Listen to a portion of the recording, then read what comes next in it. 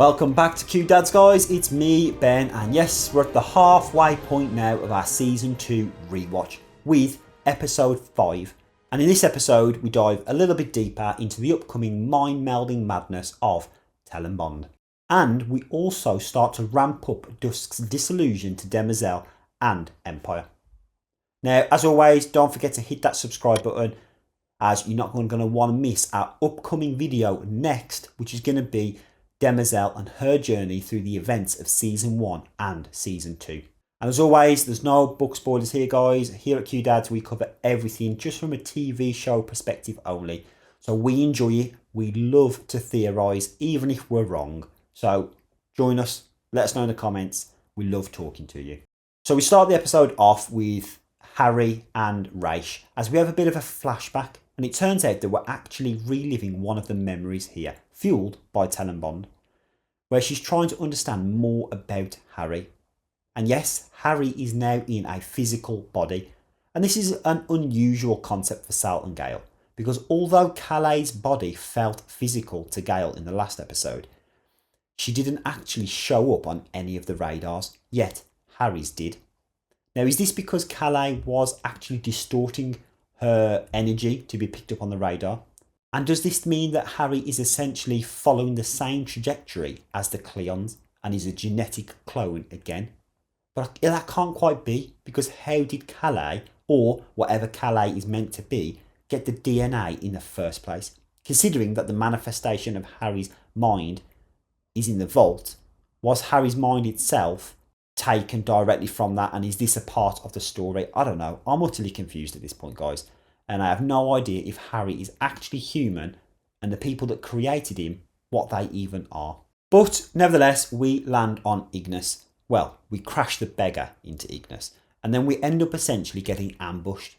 And it's through Harry's pure detective skills that we realise that as much as we want Hugo to be returning, he has not returned, and it was just an illusion being manifested by Sal's mind. And now it's interesting here, because Harry does ask Gale to hide the Prime Radiant and not tell him where it is. And it's also worth pointing out that later in the episode, I noticed that Harry's coat seemed to have the markings that represent the vault itself. Now, of course, this could just be the design of a coat, but I like to think that that design is there deliberately. He's outside the vault, but he's still carrying it with him. And yes, we learn in this episode that Day's bedroom is off limits for those recordings, and of course this encourages Sereth to enter the bedroom. So she does this, and with the new information she attempts to kind of understand more about Day's involvement with killing her family, as well as the assassination attempt. Yet things don't go to plan, especially as they did in Day's head, as they seem to have a fumble around which gets a little bit heated, and then end up leaving and going their separate ways. Now, I have got to admire here. I love the commentary from Demerzel as she leaves the room saying, "Think of me when you do it." It was just brilliant, and sometimes the comedy within this series is just so subtle but so perfect. Now we then do get to see a young Rue and Day, who is Cleon the 16th, as Dusk and Rue sit watching their younger versions somewhat 30 years ago. And again, touching base on memories within this episode, that it turns out that all these memories are stored in a huge database called the Memoriam. And it makes me ask the question, for what purpose? Why would they ever need to go back to all of these memories, especially that of love interests as well, that they've briefly encountered for a few moments? Now, speaking of memories, as I said, we learn that Empire's memories are kept in a memoriam. So, speaking of memories, again, we learn that all of Empire's memories are kept in a memoriam. But we also learn that after the attack and assassination attempt on Day, that he actually changed the rules so that only he can alter the memories of himself.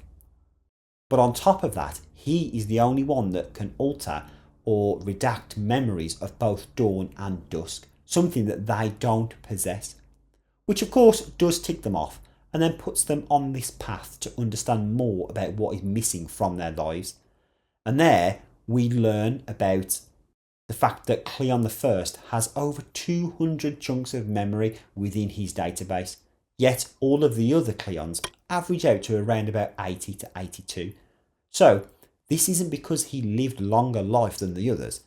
It's more because all the other descendants after Cleon I have something missing from them. And again, because I'm partway through a rewatch, I can't quite remember the reason, but I'm pretty sure it was about the ability of, free will and fear and love and all those kind of very humanistic traits. But do please correct me if I'm wrong. But one of the major things about memories is the fact that Demerzels are unalterable, which means that she is the only one calling the shots. Her memories cannot be changed regardless of orders she is given by Empire. And is that potentially because of her code to protect Empire at all costs, or purely the underlying code for survival? But this does also mean that every time she's been attacked and had her head sliced, and done some of the things that she's done with Day, especially in this season, she has those memories and can relay them anytime, which makes the scenes from season 1 even more poignant. So once Day has walked the spiral and she's then instructed to kill Zephyr Halima, that's why she feels so much pain. Because again, she's been around for 18,000 years old, and all those memories and feelings have been brought up in just one small moment. Now we do get a quick moment as dusk delights Dawn of a little bit of history and tells him a story about the green markings left on one of the old Emperor's necks. And this signifies a traitor within the mist. And this is something that is then later on used to Demerzel to signify that she's calling the shots and ultimately cannot be trusted. And then yes, we essentially end the episode with quite a powerful scene of Harry and Gale and Sal waking up and being introduced to Tellem Bond, a powerful Mentalic who is obviously after the Prime Radiant to prevent a second Foundation. Now, it makes me ask here that she said that she was wounded on Ignis and she was all there by herself and started calling out to other Mentalics like her. But if she has an underlying desire to stop the second Foundation, then 1, where did she learn about the second Foundation? And 2, how did she know that she needed to get Harry and everyone else to prevent it from happening? Well, surely this is some kind of her, inner circle, or is it because she's a powerful Mentalic? How long has she actually been reading the mind of Harry or Gale? But I must also point out as well that the first time round watching this, I didn't notice that you can actually see Tellem Bond walking in the distance as they talk to that younger girl, which of course is an illusion. And then when she disappears, Tellem Bond is there. But yeah, if you watch carefully, you can actually see her carrying the food throughout the scenes in the background. And almost has her eyes closed, like she's concentrating on what she's projecting out. And that's it, guys, really. I mean, a very short one for this episode 5. There wasn't too much that happened. Most of the storyline kind of stemmed around Sal, Gale, and Harry on Ignis with Tellem Bond, and then the other half of the story was the journey of Dusk and Dawn trying to learn more about their lives and where they stand as a Cleon. So it was a nice episode, very informative. I think we got a lot more details within this, and of course we've hit that halfway mark, so it's set ourselves up for the final episode. We've got 6, 7 coming, and then my ultimate favourite, number 8, before we finish it off with 9 and 10. Now, just to put a peace of mind, guys, I will be having everything done and ready before July the 11th. Of course, along with my journey of Demerzel. So, can't wait for you to watch these and finish this rewatch with us and then dive into Season 3 where we'll brainstorm and theorise till our hearts are content. So as always, don't forget to hit that subscribe button, drop us in the comments because we do love engaging with you. And yeah, I'll catch you next time with something new.